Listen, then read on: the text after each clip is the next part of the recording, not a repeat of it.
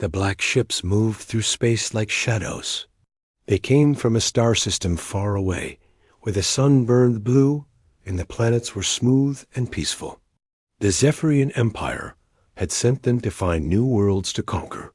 Commander Vexstar stood on the bridge of the lead ship, his tall, thin body swaying slightly as he watched the screens.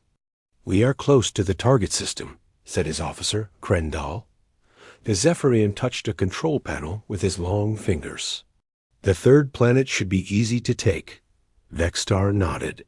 His species had taken 17 worlds already. Each time, the local people had given up quickly. Some had tried to fight, but none had lasted long against Zephyrian technology. This new world would be the same. The reports said the creatures there were weak and primitive. "Show me the planet," Vexstar ordered. The main screen filled with an image of Earth. Blue oceans covered most of the surface.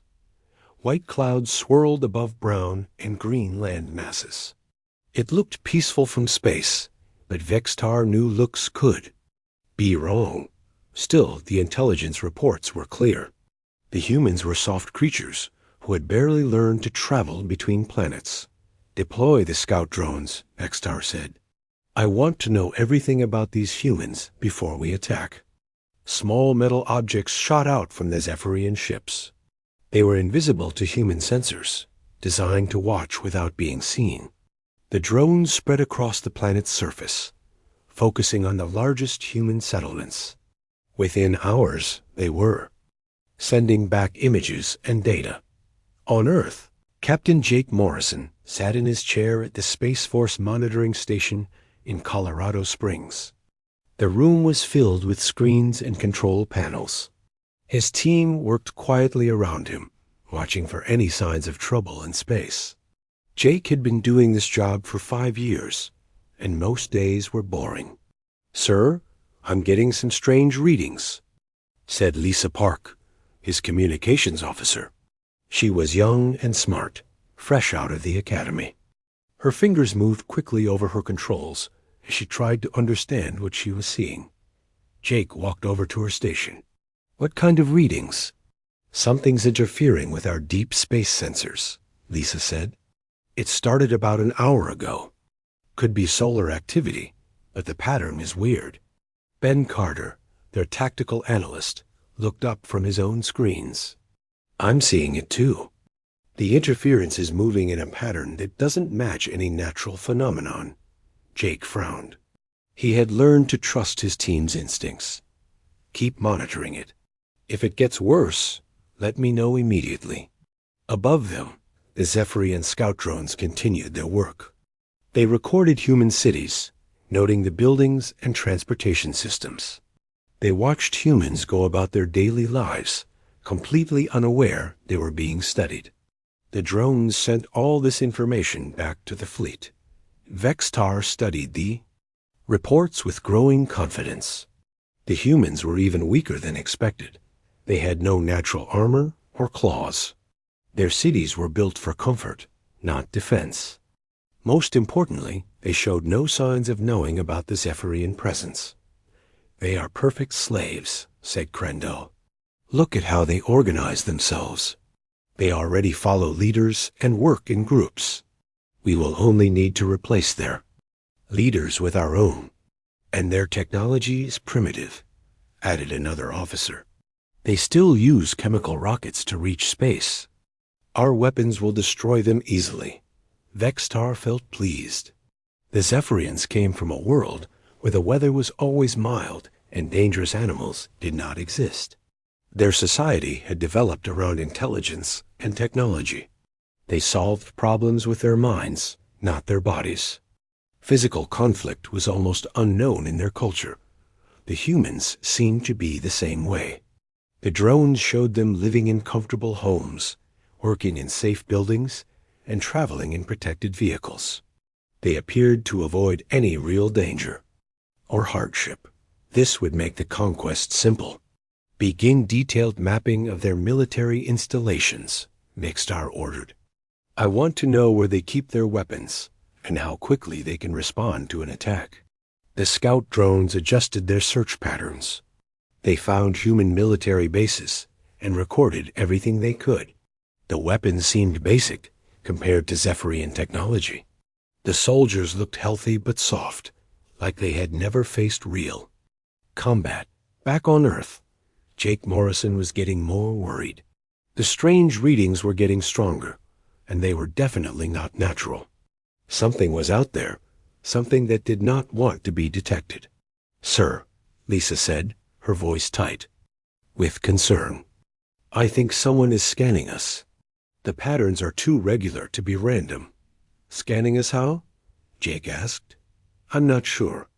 But whatever it is, it's advanced. Much more advanced than anything we have."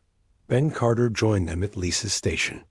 "If someone is scanning us, they're doing it from outside our solar system. The signals are coming from the edge of space." Jake felt a chill run down his spine. In all his years of monitoring space, he had never seen anything like this. The possibility of alien contact had always been discussed, but no one expected it to happen like this. "Are you sure about this?" Jake asked. "As sure as I can be," Lisa replied. "Someone is watching us, and they don't want us to know about it." Jake made a decision. "Send a coded message to headquarters. Tell them we may have detected evidence of non-human intelligence. Use priority channels only." While the humans began to realize they were not alone, the Zephyrians completed their initial survey. Vexstar was satisfied with what he had learned. The humans were weak, divided, and unprepared. They would be easy to conquer. "How long until the main fleet arrives?" Vexstar asked. 3 Earth days, Krendel replied. "Should we begin the attack immediately?" "No," Vexstar said. "First, we will make contact. We will demand their surrender and show them how hopeless resistance would be. If they are intelligent, they will give up without a fight." The Zephyrian commander did not know that intelligence and wisdom were very different things. He also did not know that humans had learned to survive on a world much more dangerous than his own. The scout drones had seen human cities and human technology, but they had not seen what humans could do. When they were threatened, the stage was set for a meeting between two very different species. One had grown up in peace and safety. The other had learned to fight for everything they had. The Zephyrians were about to discover that conquering Earth would not be as easy as they thought. Marine Sergeant Alex Rodriguez adjusted his pack and checked his compass. The Rocky Mountains stretched out before him, covered in thick forest and steep rocky slopes. His squad of 8 Marines was on a routine training exercise, learning to survive in harsh mountain conditions. The air was thin and cold, but Alex was used to it. "Keep the spacing tight," Alex called to his men. "We need to reach the checkpoint before sunset." The Marines moved through the forest in single file, their boots crunching on fallen leaves. They had been training for 2 weeks, learning to live off the land and move without being detected. It was hard work, but Alex knew these skills might save their lives someday. Private Danny Walsh was walking point when he stopped suddenly. "Sergeant, you need to see this." Alex moved forward quickly. In a clearing ahead, he could see something that did not belong in the forest. Metal objects lay scattered across the ground, still smoking from some kind of crash. The metal was silver and smooth, unlike anything Alex had ever seen. "What do you think it is?" asked Corporal Mike Torres. "I don't know," Alex replied. "But it's not from any military I know about." The squad approached carefully, weapons ready. The largest piece of metal was about the size of a small car, but it was shaped wrong. It had curves and angles that seemed to flow together in ways that human engineers would never design. "Could be some kind of experimental aircraft," suggested Private Janet Brooks. Alex was about to agree when he heard a sound from inside the wreckage. It was not a human sound. He held up his hand, and the squad stopped moving. The sound came again, like a whistle, mixed with a clicking noise. "There's something alive in there," Alex whispered Dot. The Marines spread out in a defensive circle as Alex approached the wreckage. Part of the metal had been torn open, probably during the crash. He could see movement inside, but it was too dark to make out details. "Hello," Alex called out. "Are you injured?" The sound stopped. Then, slowly, a figure emerged from the wreckage. Alex's eyes widened in shock. It was not human, Dot. The creature was tall and thin, much taller than any human. Its skin was pale blue, and smooth, without any hair. Its head was larger than a human head, with big black eyes that seemed to take up half its face. It had 4 arms instead of 2, and its fingers were long and delicate. "Don't move," Alex ordered, raising his weapon. The other Marines did the same. The alien creature made more of the whistling sounds. It seemed to be trying to communicate, but Alex could not understand what it was saying.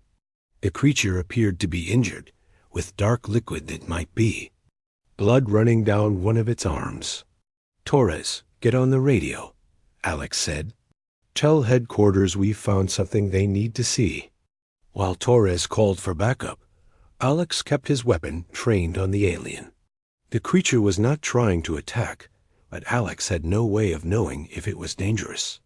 More sounds came from the wreckage, and 2 more aliens emerged. They were hurt, badly, moving slowly, and making soft whistling noises. 3 contacts, Alex reported. They appeared to be injured, but alive. Within an hour, helicopters arrived with medical teams and scientists. The aliens were taken to a secure military facility, where they could be studied and treated. Alex and his squad were sworn to secrecy and taken to the same facility for debriefing. Dr. Emma Walsh was the first linguist to work with the aliens. She had studied languages her whole life, but she had never tried to communicate with beings from another world. The aliens were kept in a comfortable medical facility, with doctors treating their injuries. "They seem to be intelligent," Dr. Walsh reported to General Patricia Stone. "They respond to visual cues and appear to be trying to communicate. Any luck understanding what they're saying?" the general asked. "Not yet, but I'm making progress. They seem to use a combination of sounds and gestures. It's going to take time." The aliens, meanwhile, were learning about their captors. The 3 survivors were lower-ranking members of the Zephyrian scout team. They had been sent to gather information about a human military installation when their ship malfunctioned and crashed. The aliens were not worried about being captured.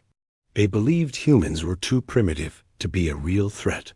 They also believed their rescue was only a matter of time. Commander Vextar would come for them soon. After several days of work, Dr. Walsh made a breakthrough. She discovered that the aliens used mathematical concepts as a basis for communication. By showing them simple equations and geometric shapes, she was able to establish basic contact. "Where are you from?" she asked, using a combination of gestures and sounds she had learned. The lead alien, who called himself Zekalon, responded with enthusiasm. He was pleased to finally talk to someone who could understand him. He began to tell Dr. Walsh about the Zephyrian Empire and why they had come to Earth. Dr. Walsh's excitement turned to horror as she realized what Zekalon was saying. The aliens were not peaceful explorers. They were scouts for an invasion force. Earth had been chosen as their next target for conquest. "How many ships?" she asked, trying to keep her voice calm. Zekalon made a gesture that seemed to indicate a large number. He explained that Earth had been classified as a soft target. The Zephyrians believed humans were weak and would surrender easily. The main fleet was already on its way. Dr. Walsh immediately reported this information to General Stone. Within hours, the news had reached the highest levels of government. President Harrison convened an emergency meeting of the National Security Council. "Are we sure about this?" the president asked. "As sure as we can be," replied General Stone. The linguist is confident in her translation. These aliens are part of an invasion force. What do we know about their capabilities? Very little, sir. Their technology is clearly more advanced than ours. The wreckage we recovered is made from materials we don't recognize, and the design suggests they understand physics in ways we don't. President Harrison felt the weight of the situation. Earth was about to be invaded by beings with superior technology. The question was whether humanity could defend itself against such an enemy. Back at the facility, Dr. Walsh continued her conversations with Zekalon. The alien was happy to share information about Zephyrian society and technology. He saw no danger in talking to what he considered a primitive species. Your people are strong fighters? Zekalon asked through their improvised communication system. We can defend ourselves, Dr. Walsh replied carefully. Zekalon made a sound that she had learned meant amusement. Your species is soft. You live in comfortable places and avoid danger. You will make good workers for the Empire. Dr. Walsh felt anger building inside her, but she kept her expression neutral. The alien had no idea what humans are capable of when they were threatened. She was beginning to understand that the Zephyrians came from a very different kind of world. Tell me about your home, she said. Zekalon described a planet where the weather was always mild and dangerous animals did not exist. His people had never known war or hardship. They solved problems with technology and intelligence, not physical strength. Dr. Walsh realized that the aliens had made a serious mistake. They had judged humanity based on their own peaceful nature. They had no idea that Earth was a world where survival required constant struggle against both nature and other humans. While the scientists worked to understand the aliens, Commander Vextar was growing impatient. His scout team had not reported back, and he was beginning to worry that something had gone wrong.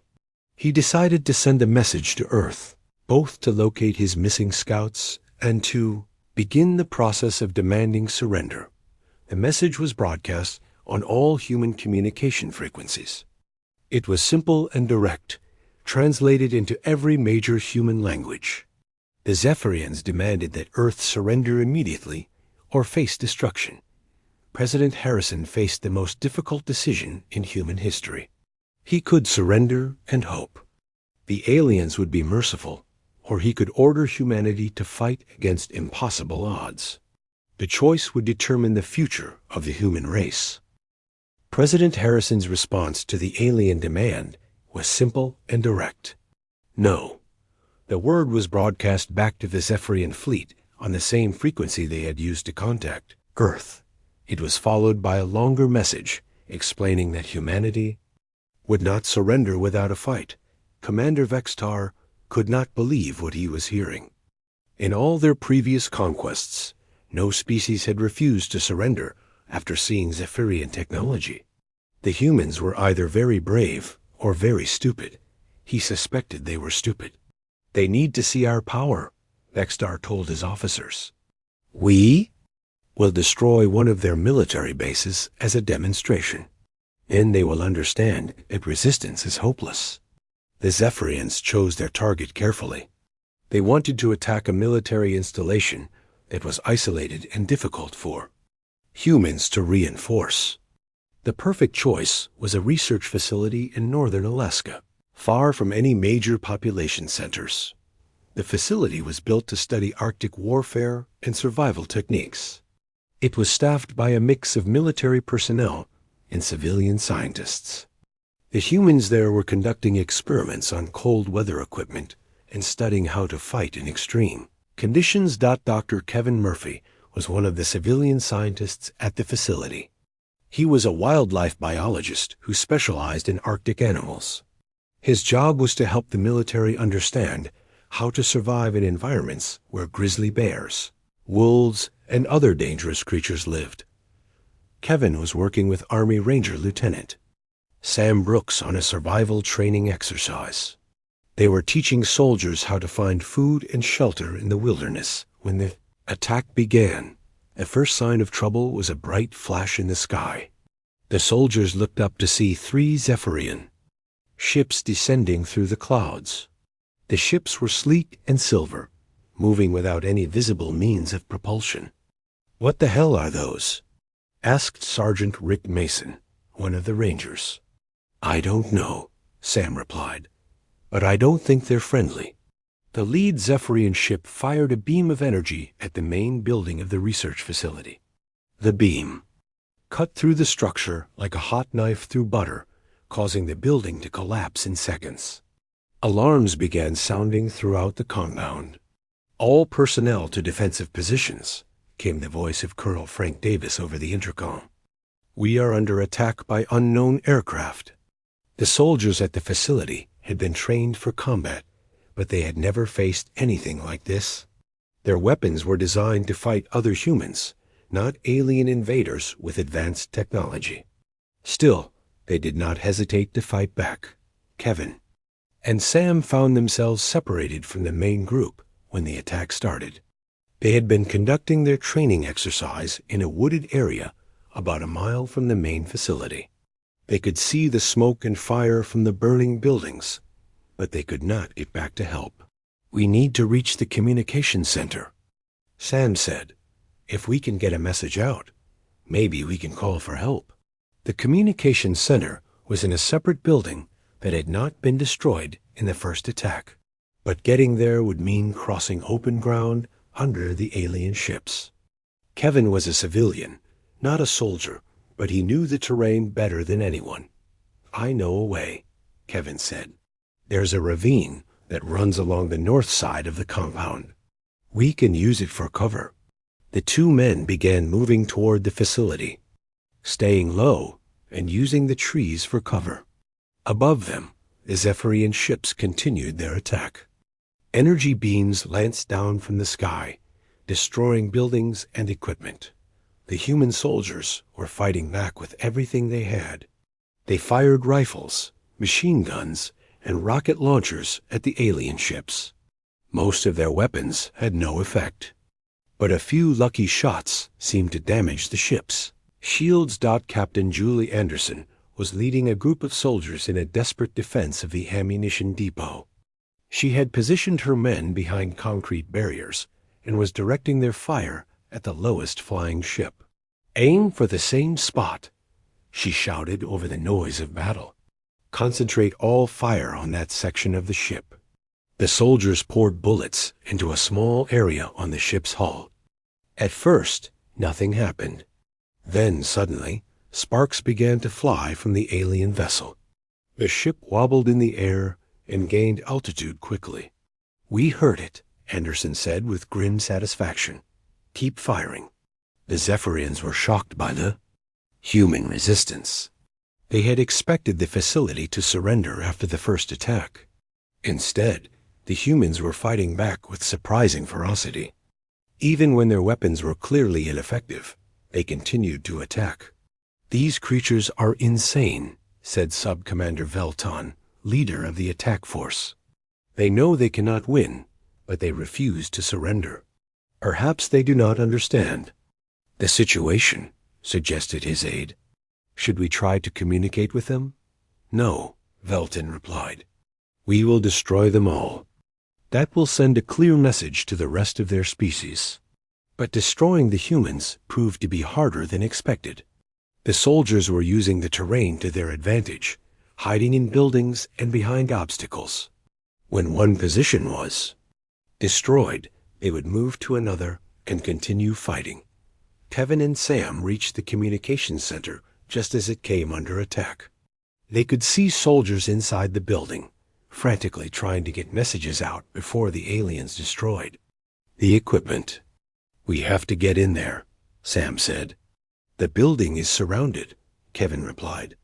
"We'd never make it across the open ground." Sam studied the situation. The communications center was built into a hillside, with most of the equipment underground.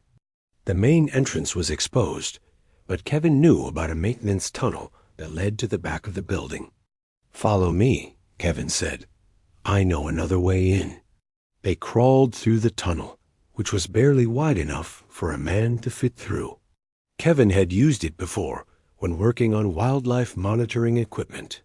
It was dark and cramped, but it would get them inside the building. They emerged in the basement of the communication center. Upstairs, they could hear the sounds of battle. The soldiers were still trying to get messages out, but the alien ships were jamming most of their communications. "We need to boost the signal," said Staff Sergeant Tony Clark, the communications specialist. "Maybe we can break through their jamming." Kevin and Sam joined the effort to contact the outside world. They knew that other military units needed to know about the alien attack. The information could be crucial for Earth's defense. Outside, the battle was reaching a climax. The Zephyrians had expected to destroy the facility in minutes, but the humans had been fighting for over an hour. The aliens were beginning to run low on energy for their weapons. Captain Anderson's group had managed to damage 2 of the 3 alien ships. The 3rd ship was still fighting, but it was being more careful now. The Zephyrians were learning that humans were more dangerous than they had expected. "Sir," reported one of Veltan's officers, "we are taking more damage than anticipated. These humans are using tactics we did not expect." Veltan was frustrated. The attack was supposed to be a simple demonstration of Zephyrian power. Instead, it had become a real battle with an enemy that refused to give up. "How many humans are still fighting?" he asked. "Approximately 40, sir. We have destroyed most of their heavy weapons, but they are still using small arms and improvised explosives." Veltan made a decision. The demonstration had gone on long. Enough. It was time to end this battle and report back to Commander Vextar. "Use the maximum power setting," he ordered. "Destroy everything that remains." The alien ships charged their weapons to full power. The energy beams that struck the ground were much stronger than before. Buildings vaporized instantly, and the ground itself began to melt from the heat. But even as their positions were destroyed around them, the humans continued to fight. They moved from cover to cover, never stopping their attacks on the alien ships. Some soldiers were killed, but others took their place. Kevin and Sam managed to get one message out before the communications center was destroyed. The message was short but clear. "Under attack by alien ships. Request immediate assistance. Unknown enemy technology. Heavy casualties." The message reached military headquarters just as the battle was ending. The Zephyrians had finally silenced the last of the human resistance, but it had cost them much more than they had expected.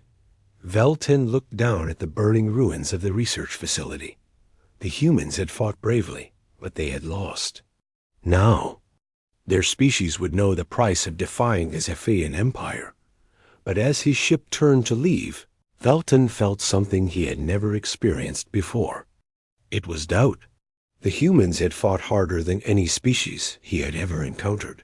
They had refused to surrender even when defeat was certain.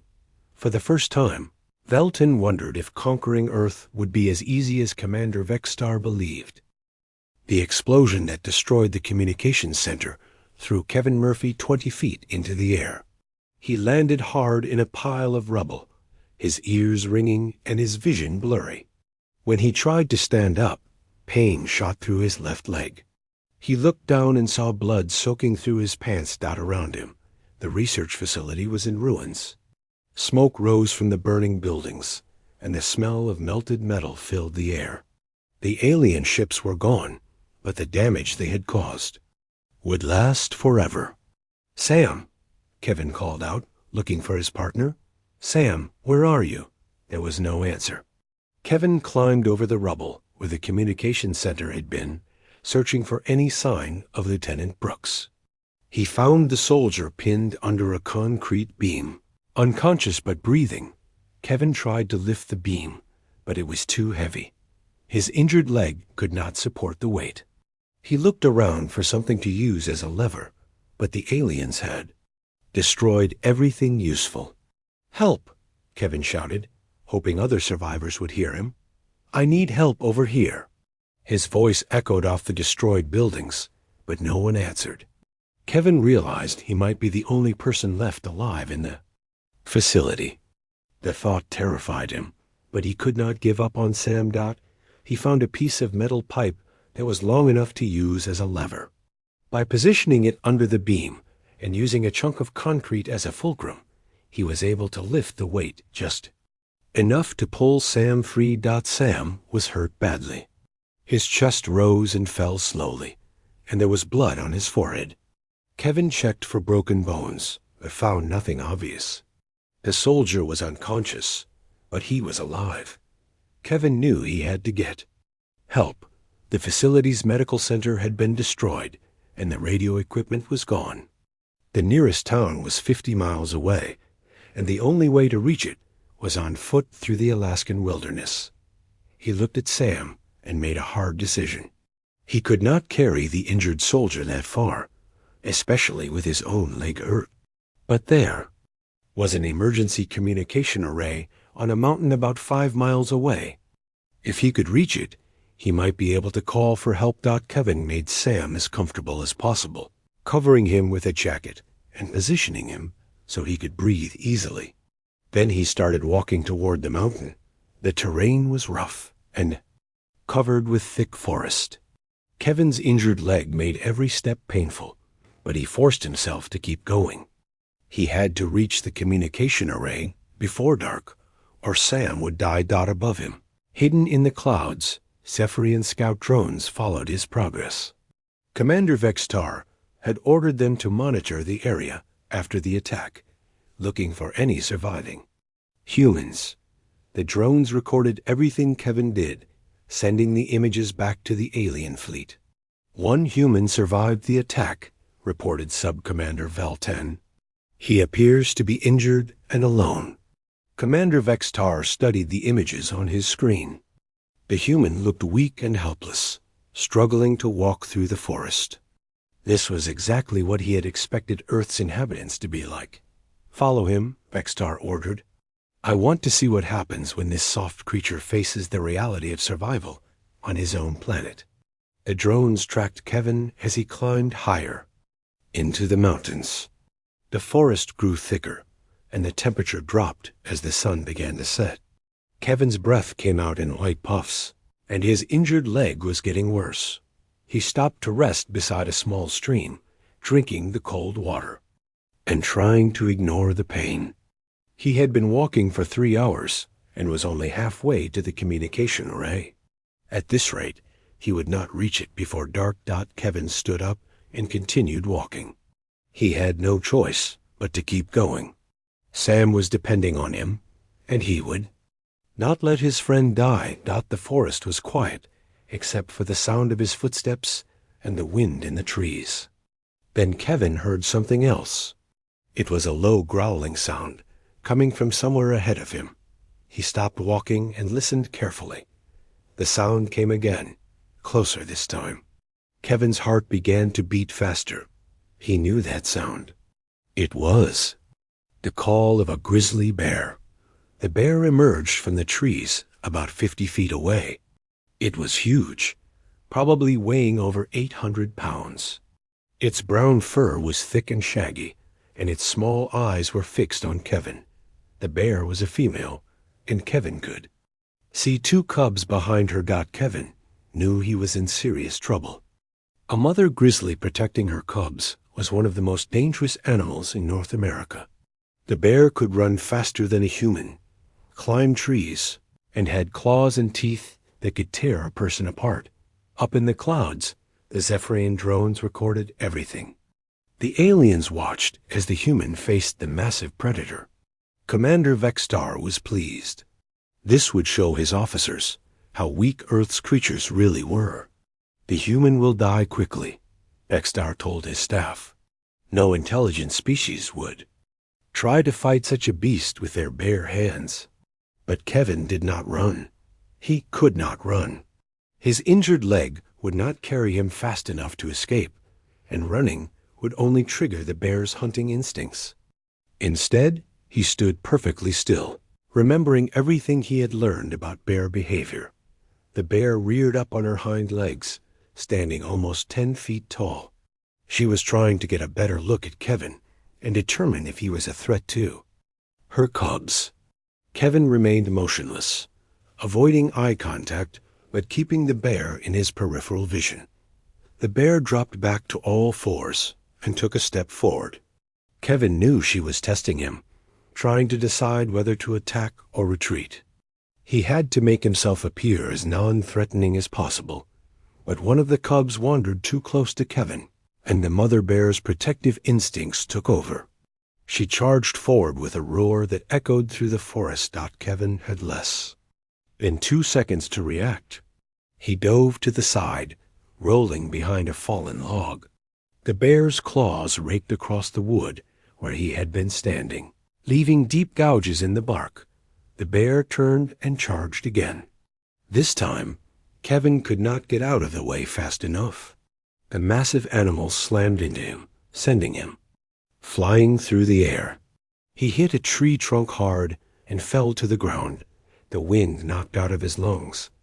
The bear was on top of him in an instant. Kevin rolled to the side just as her claws came down, scratching deep furrows in the ground. He scrambled to his feet and backed away, looking for anything he could use as a weapon. His hand closed around a thick branch that had fallen from a tree. It was about 4 feet long and heavy enough to do some damage. Kevin gripped it like a club and faced the bear. The Zephyrians watching from above could not believe what they were seeing. The human was actually trying to fight the massive predator instead of running away. In their society, such behavior would be considered insane. "Why? Does he not flee?" asked one of Vexstar's officers. "Surely he knows he cannot win against such a creature." Vexstar did not answer. He was too busy watching the strange battle taking place below. The human moved like a trained fighter, using the branch to keep the bear at a distance. When the bear charged, the human would dodge and strike at her head and shoulders. The bear was getting angry. She was used to her size and strength, intimidating other animals. But this strange creature kept fighting back, hitting her with the wooden club and refusing to give up. Kevin's arms were getting tired, but he could not stop fighting.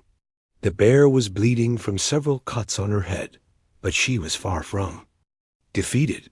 She was just getting more aggressive. The bear charged again, and this time Kevin did not dodge fast enough. Her claws raked across his chest, tearing through his jacket and shirt. Blood began to flow from the wounds, but Kevin did not stop fighting. He brought the branch down hard on the bear's head. The wood cracked from the impact, but the bear staggered backward. Kevin pressed his advantage, hitting the bear again and again with the broken branch. The bear roared in pain and anger. She had never encountered anything like this human before. Most animals would have fled or died by now. But this creature kept fighting, no matter how badly it was hurt. Kevin knew he was losing. The bear was too strong and too fast. But he also knew he could not give up. If he died here, Sam would die too. He had to reach the communication array, no matter what it cost him. The bear charged one final time, her massive jaws open wide. Kevin waited until the last second, then threw himself to the side. As the bear passed by, he drove the broken end of the branch deep into her neck. The bear stumbled and fell to the ground. Dark blood flowed from the wound, staining the forest floor. She tried to get up, but her legs would not support her weight. After a few moments, she stopped moving. Kevin stood over the dead bear, breathing hard and covered in blood. His chest was torn open, and his injured leg was worse than before. But he was alive, and he had won. The Zephyrians watching from above were silent with shock. They had just witnessed something that should have been impossible. A soft, weak creature had defeated a massive predator using nothing but determination and a piece of wood. For the first time, Commander Vexstar began to wonder if the intelligence reports about Earth had been wrong. Kevin Murphy stood in the forest, blood dripping from his wounds onto the snow. The dead grizzly bear lay at his feet, her massive body still and silent. The two cubs had run away when their mother fell, disappearing into the thick trees. Kevin looked down at his chest. The bear's claws had torn through his jacket and shirt, leaving 4 deep cuts across his ribs. Blood was flowing freely, but the wounds were not as bad as they could have been. He was lucky to be alive. He tore strips of cloth from his shirt and pressed them against the cuts to stop the bleeding. His injured leg was worse now, and every movement sent waves of pain through his body. But he could not stop. Sam was still back at the ruined facility, and the communication array was still 2 miles away. Above him, the Zephyrian drones continued to watch and record. The images they were sending back to the fleet had caused a stir among the alien command. Staff, Commander Vexstar stared at his screens in disbelief. "Play it again," he ordered. The recording showed the entire fight between Kevin and the bear. The Zephyrians watched in silence as the human battled the massive predator with nothing but a stick and his bare hands. They saw him get knocked down, clawed and bloodied, but he never stopped fighting. "This is not possible," said Sub-Commander Velton. "Our intelligence reports said these creatures were weak and soft. No civilized being would fight such a beast." "Perhaps this one is abnormal," suggested another officer. "Maybe he is mentally defective or drugged." But Vexstar was beginning to understand something his officers had missed. "Look at how he moves," he said. "This is not the behavior of a desperate animal. He knows what he is doing. He has fought before." The truth was starting to dawn on the Zephyrian commander. His species had evolved on a peaceful world where dangerous animals did not exist. They had never needed to develop physical combat skills or the ability to fight for survival. But Earth was different. Kevin continued his painful journey through the forest. Each step was agony, but he forced himself to keep moving. The sun was setting, and the temperature was dropping. If he did not reach the communication array soon, he would freeze to death in the darkness. He thought about Sam, lying unconscious in the ruins of the facility. His friend was depending on him. All of Earth might be depending on him. The message he had to send could warn the world about the alien invasion. The communication array was built on top of a rocky hill that rose above the forest. Kevin could see it in the distance, a tall metal tower with dishes and antennas pointing toward the sky. It looked impossibly far away, but he had no choice except to keep climbing. Back at the destroyed facility, help was finally arriving. Military helicopters had been sent as soon as Kevin's first message was received. They found Sam unconscious, but alive in the rubble. Medical teams worked quickly to stabilize him and prepare him for transport to a hospital. Colonel Frank Davis had survived the attack by taking shelter in an underground bunker. He was one of only 6 people left alive at the facility. As he watched the helicopters search through the wreckage, he wondered what had happened to Dr. Murphy. "Sir," called out one of the search team members, "we found tracks leading into the forest. Someone walked away from here after the attack." Davis looked at the footprints in the snow. They led toward the mountains, in the direction of the emergency communication array. He realized that Kevin must be trying to reach it to call for help. "Get a team together," Davis ordered. "We need to find Dr. Murphy before he freezes to death out there." Kevin reached the base of the hill just as the last light faded from the sky. The communication array was still half a mile away, up a steep, rocky slope. His legs were shaking from exhaustion and cold, but he started climbing. The rocks were slippery with ice, and Kevin fell several times. Each fall reopened his wounds and sent fresh pain through his body. But he got back up every time and continued climbing. The Zephyrian drones followed him all the way, their cameras recording every stumble and every moment of pain. Commander Vexstar watched the humans' progress with growing amazement. He should have died hours ago, Velton observed. The blood loss alone should have killed him. And yet he continues, Vextar replied. This creature refuses to give up, no matter how much punishment he takes. The commander was beginning to realize that his entire invasion plan might be based on false assumptions. If one injured human could fight a massive predator and then walk for miles through hostile terrain, what could 1,000,000 healthy humans do when they were properly armed and organized? Kevin finally reached the communication array just before midnight.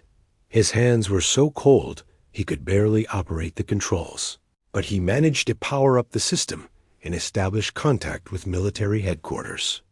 This is Dr. Kevin Murphy at Emergency Station 7, he said into the microphone. The research facility has been destroyed by alien aircraft. We need immediate medical evacuation and military support. The response came back immediately. Dr. Murphy, this is General Stone. We've been looking for you. Are you injured? Yes, but I'm alive. Lieutenant Brooks is critically injured at the facility. Send helicopters immediately. They're already on the way. Dr. Murphy, we need you to tell. Use everything you saw during the attack. Kevin spent the next hour describing the alien ships and their weapons. He gave detailed information about their tactics and capabilities. Most importantly, he told the general about their weaknesses. Their shields can be damaged by concentrated fire, Kevin reported. We managed to hurt 2 of their ships with conventional weapons. They're not invincible. While Kevin was making his report, Commander Vextar was receiving disturbing news from his own scouts. Human military forces were mobilizing all over the planet. Aircraft were taking off from bases worldwide, and ships were leaving ports to spread out across the oceans. They are not surrendering, reported his intelligence officer. If anything, they appear to be preparing for war. Vextar realized he had made a serious mistake. The attack on the research facility was supposed to demonstrate Zephyrian power and convince the humans to surrender. Instead, it had shown the humans that the aliens could be hurt and defeated. Sir, called out another officer, we're receiving a transmission from the Zephyrian High Command. The message was from Fleet Admiral Kexron, the Supreme Commander of all Zephyrian forces. His words were harsh and direct. Commander Vextar, you have failed to secure the surrender of the target world. Our invasion fleet has been recalled. You are ordered to withdraw immediately. Vextar felt a mixture of relief and shame. The invasion was being called off, but his career was probably over. He had been chosen to lead this mission because Earth was supposed to be an easy conquest. Instead, it had become a disaster. Prepare to leave orbit, he ordered his fleet. Set course for home. As the Zephyrian ships began to move away from Earth, Vextar sent one final message to his high command. It was a detailed report about what he had learned during the mission. The intelligence reports about Earth were completely wrong, he wrote. These humans are not a weak, civilized species. They are predators from a death world. They fight massive beasts with their bare hands and refuse to surrender even when facing certain death. I recommend that Earth be classified as a forbidden world. Any attempt to conquer these creatures would result in massive casualties. They are too dangerous to approach. The message included the recording of Kevin's fight with the bear. Within days, it had been distributed throughout the Zephyrian Empire and beyond. Other alien species saw the footage and reached the same conclusion. Earth became known throughout the galaxy as the home of the Deathworlders. Ships would go far out of their way to avoid the solar system. The few brave traders who did visit Earth were amazed by what they found. Humans lived on a world where the weather could kill them, where massive predators roamed the land, and where the very air and water could be poisonous in some places. Yet they not only survived, but thrived. They had turned their hostile environment into an advantage, becoming one of the most adaptable and resilient species in the galaxy. Kevin Murphy became a hero on Earth and a legend among the stars. The footage of his battle with the bear was shown to human military recruits as an example of what their species was capable of. But Kevin himself never thought of what he did as anything special. "I just did what I had to do," he would tell reporters. "Sam was depending on me. Sometimes you have to fight, whether you want to or not." 6 months later, Earth received its first official diplomatic contact from an alien species. The Centaurian Republic sent a small delegation to establish peaceful relations. Their ambassador was nervous but respectful. "We have heard about your people," the ambassador said to President Harrison. "You are known throughout the galaxy as warriors who fight, bears with their bare hands." "We come in peace and friendship," President Harrison smiled. "We fight bears when we have to," he replied, "but we prefer to make friends."